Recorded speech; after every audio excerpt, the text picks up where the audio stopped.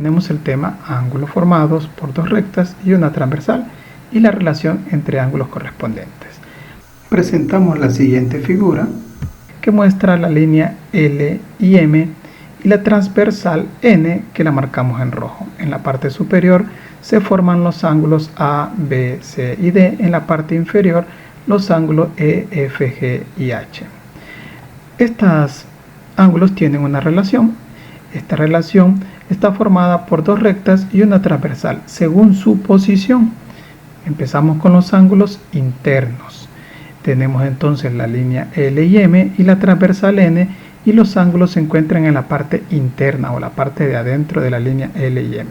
Esos ángulos son ángulo B, ángulo C, ángulo E y ángulo H. Continuamos con los ángulos externos. También, como dice su palabra, tenemos la línea L y M y son los ángulos que están externos a ellos y la transversal. En este caso, los ángulos A, el ángulo D y el ángulo F y el ángulo G son externos. Vamos con los ángulos correspondientes. Estos ángulos son muy particulares.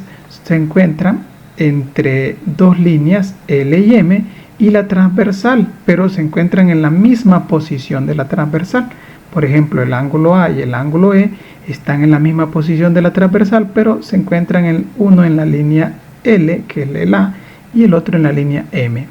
Esos ángulos son el ángulo A, el ángulo E, el ángulo B y el ángulo F, el ángulo C y el ángulo G, y el ángulo D y el ángulo H.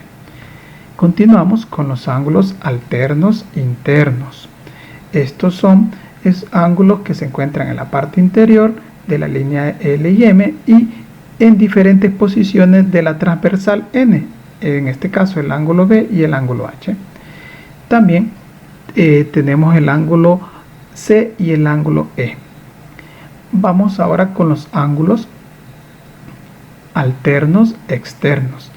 Es la misma idea del anterior, con la diferencia de que estos ángulos quedan en la parte de afuera de la línea L y M y están en posiciones diferentes de la transversal. Esos ángulos son el ángulo A, el ángulo G, el ángulo D y el ángulo F. Esta es la relación de los ángulos con respecto a la transversal y sus dos líneas.